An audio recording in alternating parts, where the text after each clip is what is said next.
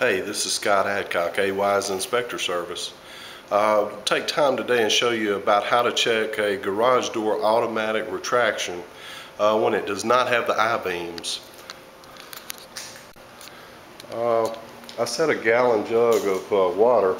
It's an old antifreeze bucket I had. You can see this garage doesn't have any I-beams sensors. So we're just going to see if it's pressure sensitive. I'm going to walk over to the switch.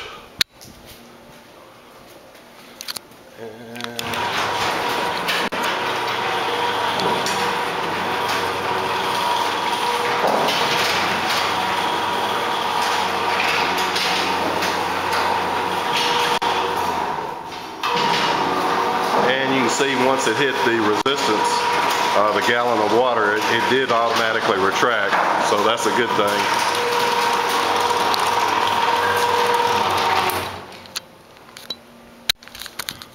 Scott Adcock, AY's Inspector Service.